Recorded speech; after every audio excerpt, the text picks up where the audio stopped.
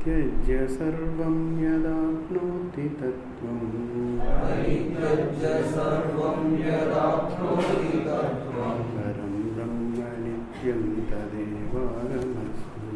परं ब्रह्म नित्यं तदेवाहमस्मि। दयालुं गुरुं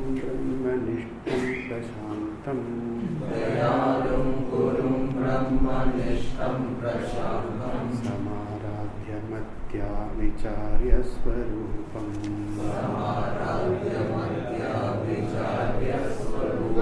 यदाप्नोति तत्त्वं निदिध्यास्य विद्वान्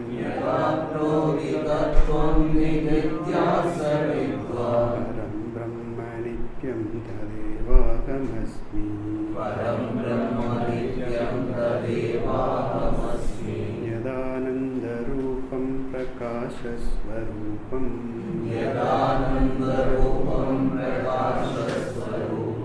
निरस्तप्रपञ्चं परिच्छेदहीनम्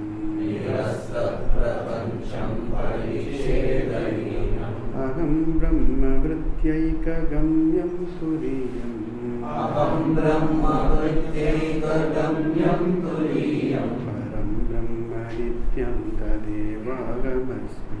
परं ब्रह्म नित्यं तदेवाहमस्मि। यदज्ञानतो भाति विश्वं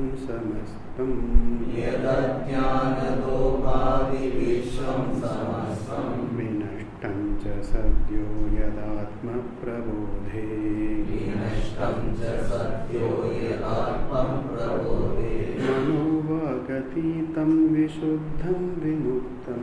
मनोवागतीतं विशुद्धं विमुक्तं परं ब्रह्म नित्यं तदेवाहमस्मि। निषेधे कृते नेति देतीति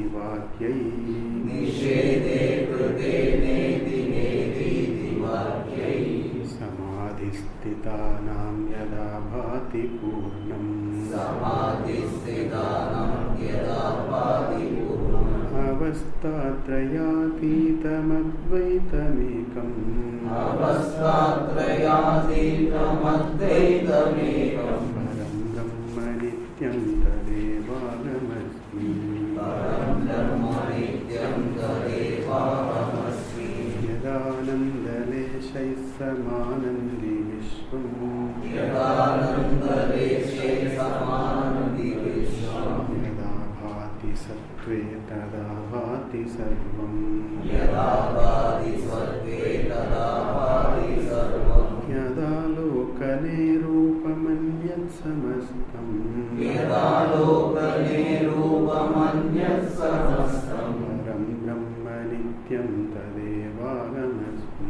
परं ब्रह्म नित्यं तदेवाहमस्मि। अनन्तं विभुं निर्विकल्पं निरीहम् शिवं सङ्गहीनं यदोङ्कारगम्यम्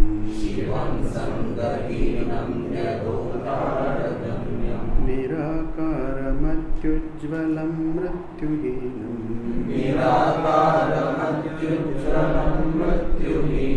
परं ब्रह्म नित्यं तदेवाहमस्मि।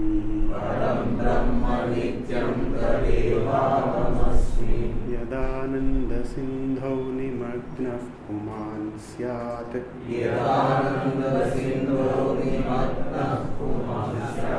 अविद्याविलासः समस्तप्रपञ्चः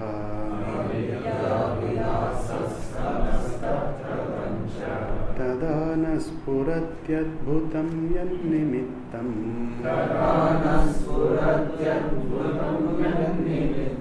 परं ब्रह्म नित्यं तदेवाहमस्मि।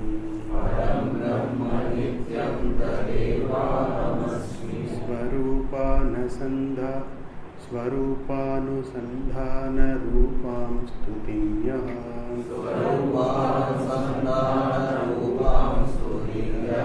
पठेदादरात् भक्तिभावो मनुष्यः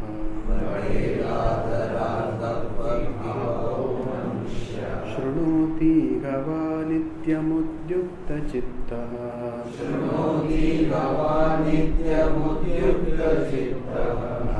भवेद्विष्णुरत्रैव वेदप्रमाणात् भवेद्विष्णुरत्रैव वेदप्रमाणात्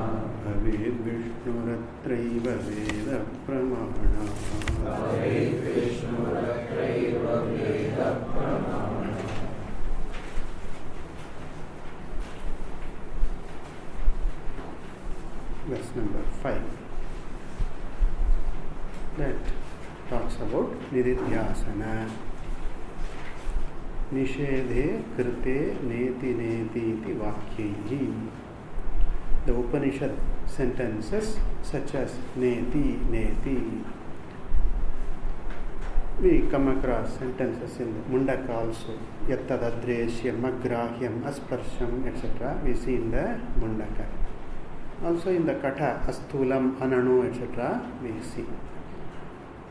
What does not belong to Atma Swarupa, what does not belong to Brahman, that is negated. Neti, it does not belong to Brahman, Atman, that is negation.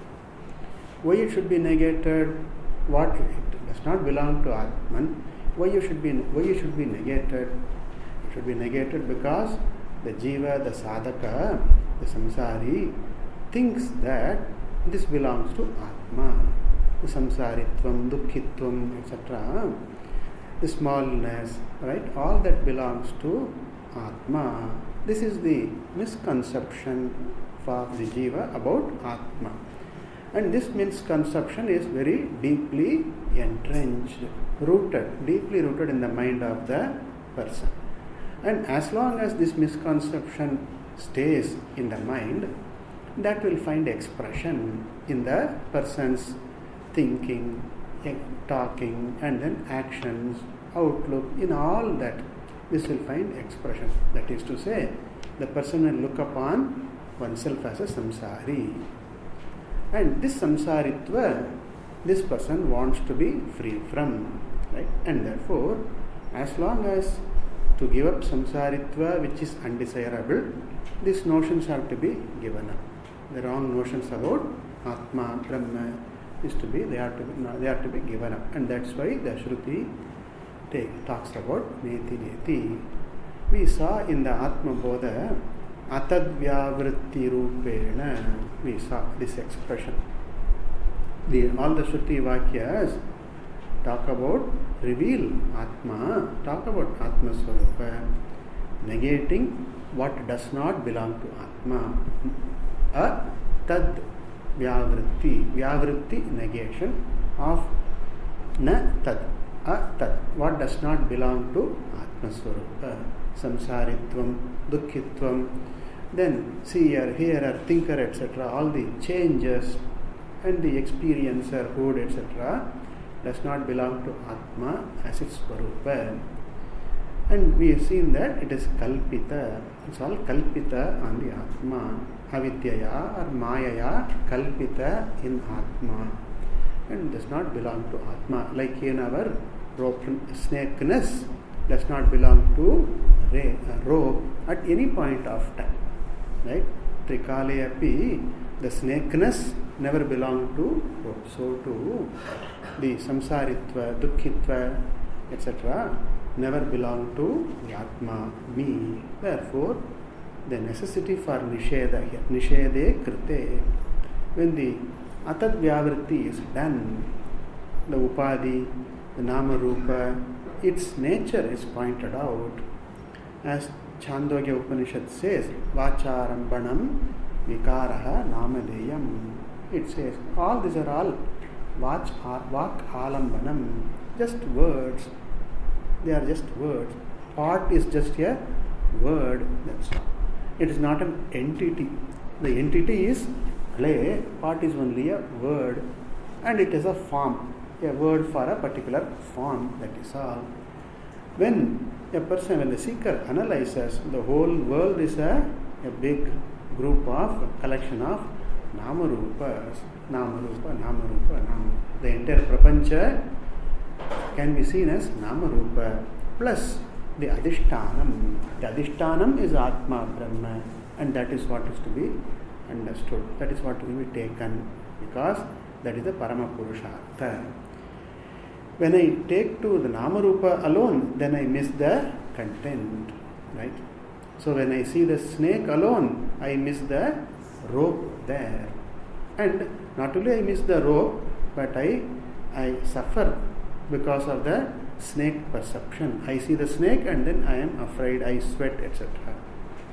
Therefore, the Shastra very gently and with a great commitment, with great love, repeatedly wants me to understand Atma as free from all the Upadhi Dharma. That's why the Neti Neti iti Vakyas, there are plenty of such Vakyas in the Upanishads we see. Nishede Krite Neti Neti iti Vakyayi. Then, as the person keeps on dwelling on the Swarupa of Atma, this repeated exposure of oneself to the vision of the Shastra, which is the Parama Purushartha, repeated exposure gradually removes any deep-rooted notions, erroneous notions also, habitual errors also. That is the Nididhyasana does that. Deep-rooted erroneous notions are gradually removed by Nididhyasana. Some notions, some misconceptions are deep-rooted, some are flimsy, not deep-rooted, right? But then whatever the root is there, however the strength, whatever strength the misconception has, that is taken care of, removed by Nididhyasana. In the Bhagavad Gita, Krishna says, Shanaihi Uparamet Buddhya Dhriti Grihitaya. He says, may one find this freedom from all the turmoil, right? By this buddhi, with the help of the buddhi, which is firm, with a firmness, with a certitude, right? With a conviction of what is valuable, what is important, and what is unimportant, what is not valuable, with a clarity, a buddhi endowed with viveka and vairagya, may one gradually settle, find a settlement, find the freedom from the restlessness, inner turmoil, disturbances. Therefore, the Nididhyasana process helps one free from these habitual notions, erroneous notions. How long one should practice Nididhyasana, or for that matter, Shravana, Manana, how long one should do? This depends on how strong the avidya and its effects are there in the mind of the person. That's all. It's like a physician, a doctor, no? Somebody, different types of patients come. Some patients are of a strong constitution, physical and mental. Some are of a weak constitution, physical and mental. So, a person of weak constitution, that person may have to take the medicine for a length of longer time, longer period. A person with a stronger constitution, just a couple of doses may do, right? So the doctor cannot say, no, everybody should take this medicine 7 days. Cannot say so. It depends upon the patient's condition. So to here, the length of the duration of this Nididhyasana, etc., it depends upon the person's constitution, the Adhyatma constitution, what it is made up of, like how strong, what all notions I have that need to be corrected, and how strong are these notions, right? And incidentally, I may pick up a few in the course of my journey. I may, in this life, I may pick up additional incorrect notions also, right? And therefore, I need to resolve those. For this sake, Nididhyasana is recommended as much as necessary. one has to do. And as the person practices nididhyasana, the contemplation, then the person becomes more and more familiar with that. The mind becomes more and more familiar, and thereby the mind takes to a contemplative position, nature, more easily. Right? As I practice, it becomes easier for me to take to contemplative mode easily. Practice makes it possible. And the culmination, the pinnacle of this nididhyasana is called samadhi. Samadhi means, which we translate as absorption. The absorption of the mind remains absorbed in the Swarupa. This is what we say as samadhi. Where the unnecessary thought process, the meandering ways of the mind, in one saint, he was a great composer also. So Saint Tyagaraja, in one such poem, he says, one composition, he says, he addresses the mind. Oh mind, there is this right royal express highway, a royal road is there. Why don't you take to that? Why do you go winding, meandering in the meaningless bylanes? Chakkani Rajamargamu is there. Chakkani means very good, excellent road is there. Rajamarga is there. Why don't you take to that highway? Why don't you take the high road? High road is okay. Highway, good road, excellent road is there. High road, okay. Take to the high road when travel is comfortable, right? Why do you go to this Kadamada road, all the dingy, all the pothole roads, and then lanes, by lanes, meandering here and there, purposeless meandering? He addresses. Then there is Ramanama is there, Rama is there, the Param Brahma is there, and it's a very simple name, Rama is there. There's no difficulty in taking to this name, Rama. Rama means Atma, Param Brahma. That is the meaning of the word Rama. So, oh my mind, why do you meaninglessly wonder? This is that. So, the mind, as it practices, as the person practices, becomes more and more familiar with the contemplative disposition, then the mind gets absorbed in that, comes to stay in that absorbed state. Here, absorbed means not defunct, not functional. That's not the meaning. Not functional is not the meaning of this absorption here. But then, in and through all phenomena, all events, that person can appreciate Atma Swarupa, Brahma Swarupa, Ishvara Bhava. That's what Ishvara Swarupa one can appreciate. That is what we mean by Samadhi here. So, Samadhi Sthitanam. For those people, those seekers, sadhakas who abide, sthita, abide in that samadhi, in that spiritual absorption. For them, yat abhati, it shines. That which shines. How does it abhati? Purnam abhati, in its own fullness. Atma, Brahma, in its fullness, it shines. That is to say, there is nothing blocking the fullness of the person, the person's vision, the person's understanding. Nothing blocks the fullness. That is the Purnam Abhati. Sarvam Brahma, that I am. This is very, very clear. They say, like something, some entity, some object in the palm of a person, open palm, right?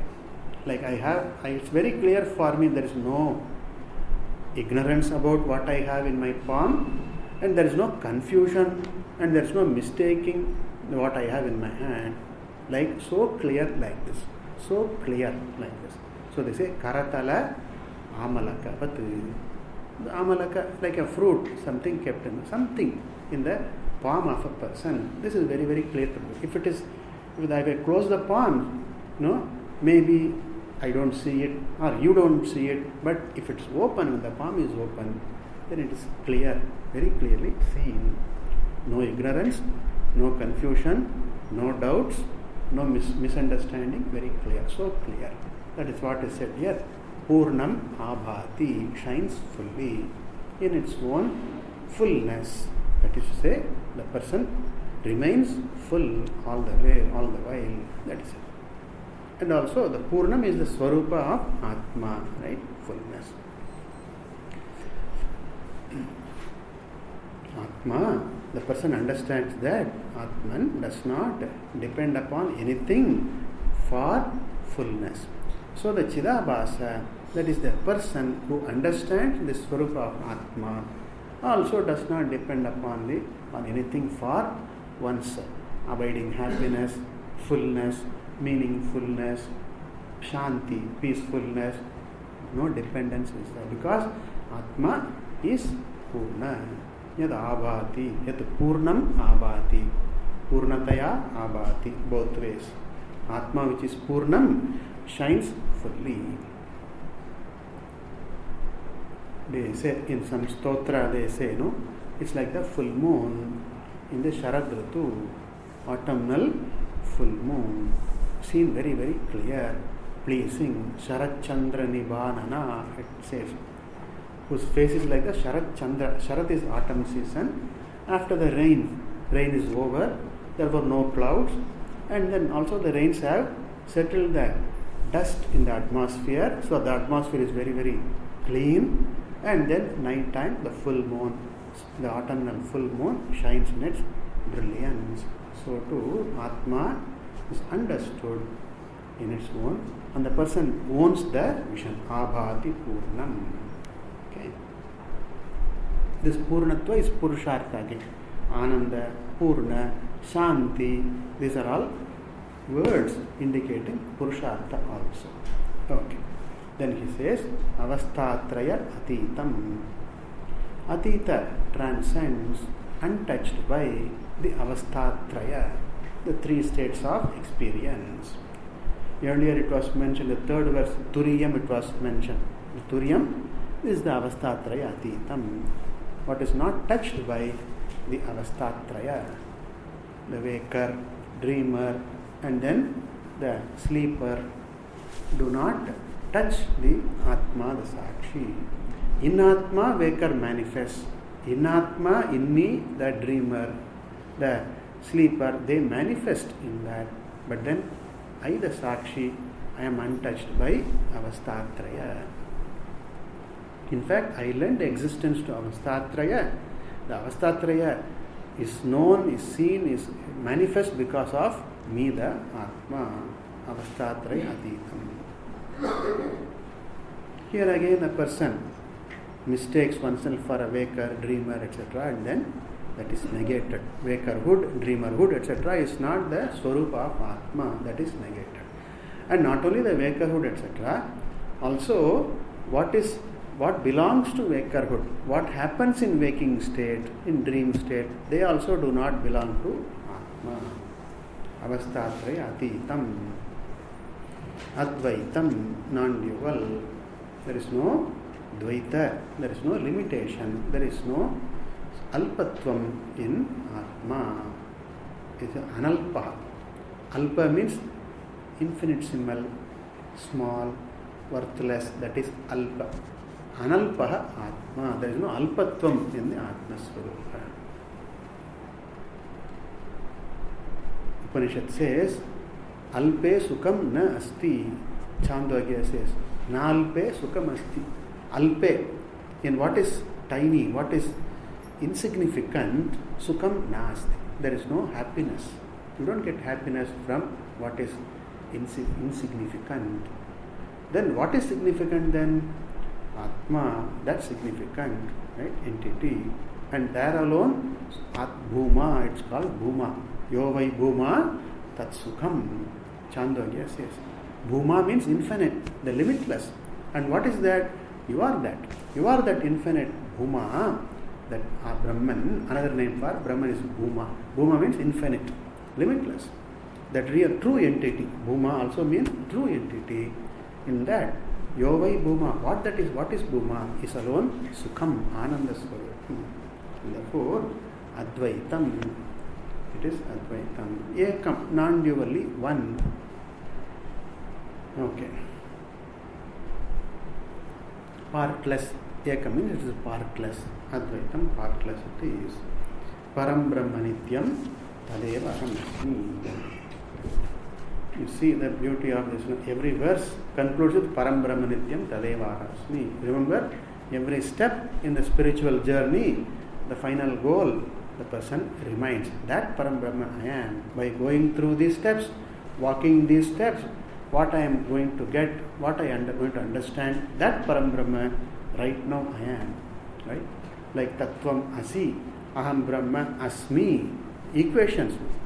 It's not Aham Brahma Bhavishyami. Bhavishyami means I will become Brahman. Right? Tattvam Bhavishyasi, you will become Brahman. No. Shastra does not say you will become Brahman. It says you Asi, you are Brahman. Therefore, the person keeps reminding to oneself that at every stage, this is the goal, that with the spiritual marga, Shreyo marga, which I am traversing, which I am walking now, and that I am every step there is confirmation. In the church, they have a ritual called confirmation. They have confirmation. That is committing a person to religion. A very tricky one, very clever one. Commit a person to religion. That's what that confirmation does. Okay. Now here, the person is convinced. It's not somebody is confirming one's growth, but the person finds that conviction here, convinced of what one is doing is right.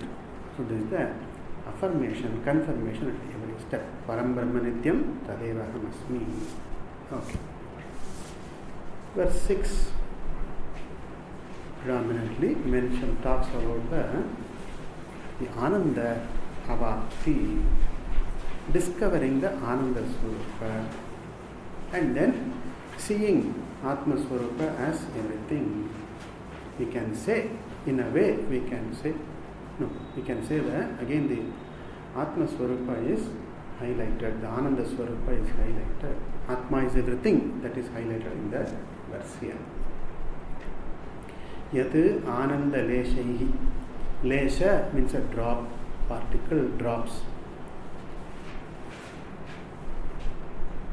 When in the ocean, when you go to seaside and see there's a lot of waves, and then imagine there are rocks also near in the sea. There are rocks also, and then the waves come and dash against the rocks, and then the water is scattered into a spray, particles, the water spray like. So a drop of water we call lava. Lava means a drop. And then lesha means a part of, a fragment of a drop. Lava lesha. Lava means a drop. Lesha means a part of a drop.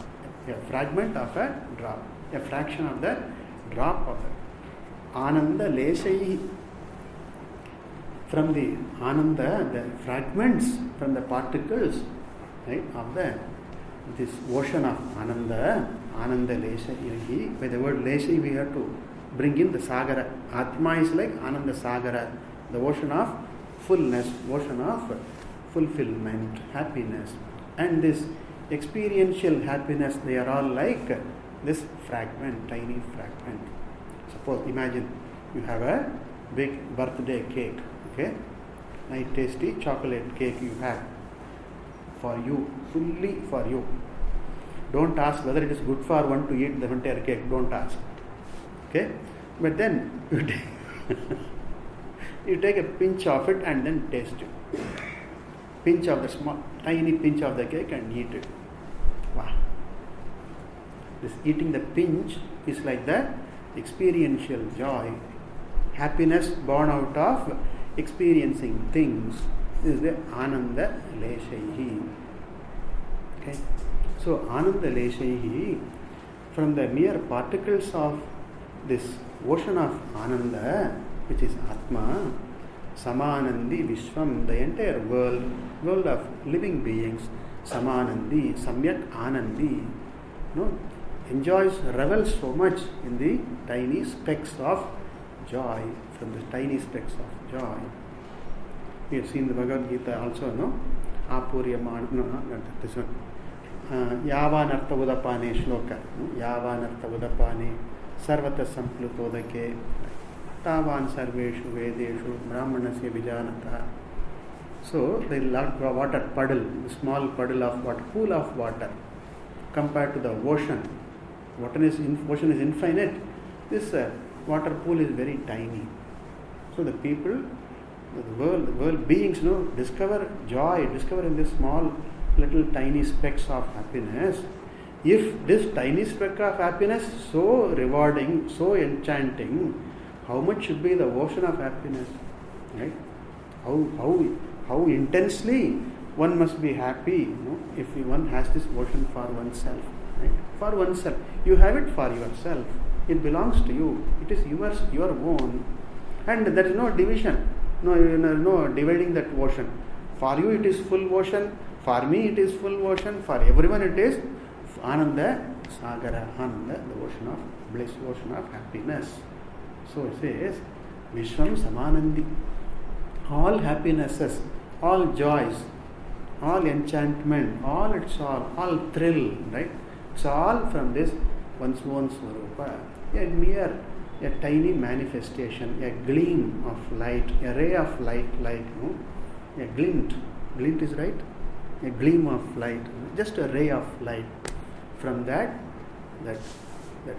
infinite bliss, not bliss, infinite light, the light of Atma. Like even, suppose there is a small hole in the roof, and then morning sun wafts through the hole. That is so nice to see. So if this one ray of light is so interesting, it lights up so much, how much will this light of the sun will it be like? So Atma Swarupa is like the ocean, and these experiential happinesses are all like the specks, mere dots, mere specks. Okay. And this one way, this is good. That there is experiential joy opens a window for a person to have an idea about what it would be like. If this little thing gives me so much joy, if this makes me so much happy, how much happy I will be when I understand Atma Swarupa, the Ananda Sagara. So, Samanandi Vishwam. Now, further, Yad Abhati Sattve Abhati. That entity, Sattvam, that real entity, shining, Abhati, shining. When that Atma shining, Tadabhati Sarvam, everything, Sarvam Abhati, shines after. Atma shining, everything shines after. Atma existing, everything exists. Right? Me existing, everything, my body, my mind, my reaction, my interaction, my experience, my own aspiration, all gain a meaning. Minus me, they don't have an existence, they have no meaning. Right? What is my desire minus me? What is it? Nothing. Right? My desire minus me, nothing. My experience minus me, what is it? Nothing. My accomplishments minus me, nothing. Therefore, Yat Sattva Abhati, that Sattva, that entity shining, Atma shining, being present, Sarvam Abhati, everything gains an existence, Vyavaharika existence, and also the shining, it's illumined. Then Yada Alokane, when one understands Atma Swarupa, Anyat Samastam Rupam Alokitam, we have to understand. It is understood fully, it's seen fully.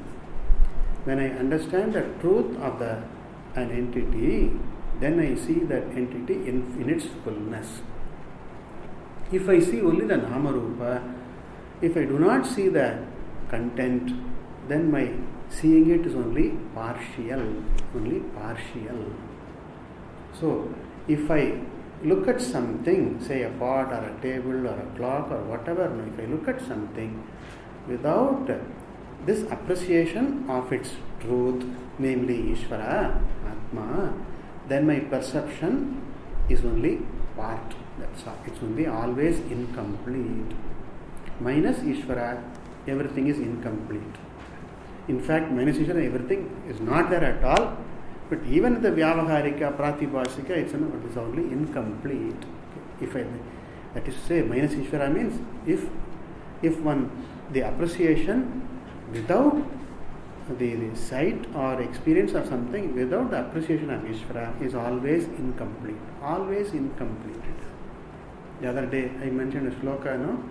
Yasya smritya namoktya cha yajnadana kriyadishu nyunam sampurnatam yati sadyo vande tamachyutam. Right? All the yajnadana kriya, in all that, there may be errors, there may be omissions. Errors of commission will be there. So there are so many factors one can miss out on any of these. So many factors. But then, by remembering Achyuta, Parameshvara, or by uttering the name Yasya Smritya Nama Uttyacha, all the incompleteness at once, Sadhyaha Purnatam Yati, everything becomes complete. Instantly, Nyunam, any shortcoming, any shortfall is fulfilled immediately. Okay? Sadhyo Vande Tamachyutam. See, when we, in India, when we offer a gift to someone, some material gift, say some cloth or something we offer. Anything we offer, we always give with a tulasi leaf. That completes the gift. The tulasi leaf stands for Vishnu, Mahavishnu. Right? That completes it. That's why we always, anything gift we give, offer tulasi. You may have seen, even when you do Naivedyam and all, you add tulasi to it. Not for medicinal value, that's all Drishtapalam. Like tulasi has a medicinal value, etc. That's all Drishtapalam. But then, what I am offering to Ishvara and what I am sharing with others, is it full? Is it complete? I don't know. Right? Because there are too many factors, known and unknown. But then how do I make it complete now? Add tulasi leaf to it. That's why you drop in the pongal and all that, no? In the food offering, they add tulasi leaf to make it complete offering. To make it complete. And anything we give, we offer gift, we give with that, put a tulasi leaf on it. Even if I were to give 1 kilo, 2 kilo of golden ornaments, still incomplete. If I put a tulasi leaf, it's complete. Giving is complete. So, that's why you put tulasi leaf. Okay. So, the sampurnata, completion is only when I appreciate Ishvara. That is what is said here. Yadalokane rupam anyat samastam. In appreciation of Ishvara, if I look at the world, my seeing, my hearing, etc., my touching is complete. Otherwise, it is always incomplete. My experiencing also becomes complete. I see the pot, I touch the pot, that's a touch experience, okay? That becomes complete only when there is appreciation of Ishvara in it. Otherwise, it is always incomplete. That is what is said. Otherwise, it's going to always invoke the samsaritva in me. That's what the idea. If I do not have appreciation of Ishvara and I use this pot, in this, my using this pot is again, it's going to invoke the samsaritva alone, the incomplete self alone, it's going to invoke. That is the meaning here. When I use this pot with the appreciation of Ishvara, then the using itself is complete. It does not invoke the incomplete self in me, samsari in me, dukhi in me, it does not invoke. That is the meaning here. So anything I see is complete. Any experience is complete, right? Any interaction is complete only when the understanding of Ishvara is there. It's very, very, otherwise it's always incomplete. It's something to be thought about, dwelt on that. If I do something, if I experience something without the appreciation of the truth, then it's always incomplete. Meaning, the samsaritva is still there, will pop up again, will keep on coming up again and again. On the other hand, if I do with the appreciation of the truth, Ishvara, then every doing, every action, every experience is complete in itself. Meaning, every experience, every action invokes the fullness, not the wanting person, not the incomplete self, but the complete self. That's what is said. Yada lokane rupamanyat samastam. I have been mentioning this in the meditation sessions, no? In what is seemingly commonplace. Commonplace things, commonplace phenomena, commonplace entities. No? In that, there is something profound. Behold, to look at, something profound in it. What is that profound? You are the profound. You are that profound. Ishvara is that profound. So, this is the secret of happy living. This is the secret of happy living. There is no other secret. No other secret of happy living. Appreciating the fullness, appreciating the profound thing, the true thing, the meaningful entity in all commonplace, in something, it's seemingly commonplace. In the seeming commonplace is the secret of happy living. There is no other secret. Everything reduces to this. Appreciating the profound in the profane, in the commonplace. This is the secret. That is what is said here. Yada lokane rupamanyat samastam. Therefore, if I can appreciate the profound, the true entity, the most meaningful, then my seeing is complete. My feeling is complete. You feel for something, for somebody, no. Even that feeling is complete only with that, when there is an appreciation of Ishvara in it. Okay. Something very, very beautiful, very profound.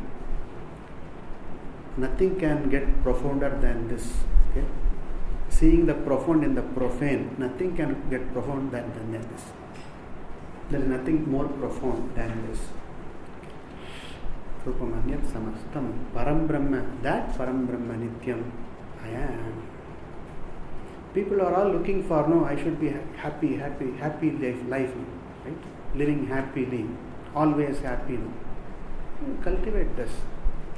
May I see the important, lasting, true, profound in all this what is mundane, seemingly commonplace. There is no other secret. Okay. Now, having mentioned the sadhanas, the Shastra does not leave anything wanting here. There are the sadhakas and the seekers, they are for different levels. They are of different levels. People are not of the same level at any point of time. Different levels of preparedness is there, readiness is there, and then for that moment, at that momentary level, for that moment, a person's level also is there. Today, how is my mind? It may be different from what it was yesterday. It may be different from tomorrow, it may be different. So, that level at that particular time. Both are important, my general level and my momentary level. Right? At what level I am at this moment. Both are important.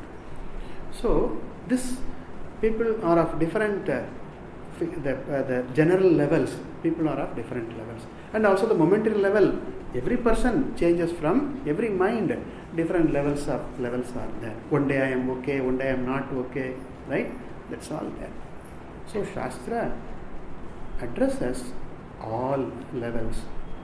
So, here, Shastra enjoins here Upasana also. Upasana is indicated in this next verse. Even though other things are also said here, like Atma Swarupa is said, but Omkara Upasana, Omkara Swarupam, by mentioning the word Omkara, the Upasana is indicated. The Shastra is unanimous, and the lineage of Acharyas is very, very unanimous in this. One who has done Upasana, that person's mind is settled. There is focus, right? Otherwise, mind will will be wandering, will be out of focus. Now and then it may focus, but then it will move away, shift away. Miss out the obvious, miss the important. Right? If I have focus means, that is, my mind will be interested, will find an interest in what I am doing. It's very important. I need to find what is important to do, what I need to do, and then I need to like it. I like what I am doing. I like what I have to do. Very important. It's very, very important. I have to like what I need to do, and I like what I am doing. That happens only when there is when the mind has discovered this nature, this focus, the contemplative nature. This is again the key for focus. Focus, no? Mind is how to focus. To develop this, a love for what one has to do, a love for what one is doing. Remember, what one has to do is very important. That means dharma is there. It's not, no, I am a thief, right? I am a bank robber. I am a murderer. I am a professional assassin. Okay? I kill only the top bosses. Right? I am not an ordinary assassin, only the top bosses. My fees are enormous. I like my profession. No, we have to mean dharma is there. Dharma is there. If I violate dharma, go against dharma, and then I like what I do, no, that won't count as focused person here. We are talking about something else here. Therefore, I love what I have to do. That is number one.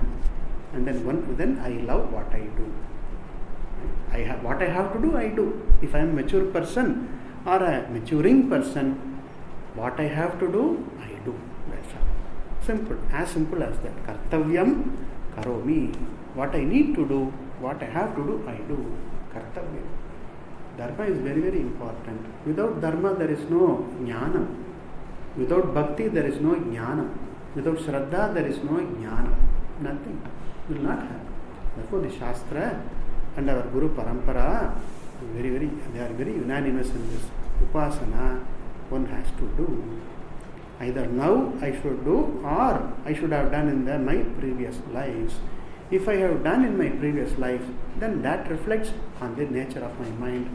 I am able to focus easily, quickly, and for a long time, right? As long as necessary, I will be able to stay focused. Focus is this, as I said, no, loving what one does, etc. And then focus is this, what is important. That is, mind stays with what is important. That is the focus, right? So, upasana, by upasana one gets this chitta ekagrata. Chitta ekagrata, the oneness, one-pointedness, or the focus, the capacity of the mind to focus. Stay with what one has to do. Stay with what is important. That is the focus. That comes by upasana, that is mentioned in the next shloka. Anantam vibhum, etc. Okay. We'll continue in the next class. Purnamada Purnamidam Purnat Purnamudachyate Purnasya Purnamadaya Purnamevavasishyate Om Shanti Shanti Shanti Hari Om Shri Guru Namaha Hari Om. One note, the text is simple, but ideas are very profound. What is mentioned is very, very profound. We are not looking at an elementary text. We are looking at the core of Vedanta. Vedanta is one thing where you always look at the core. Right? There is no periphery in Vedanta. It's only Vedanta is only core. That's what.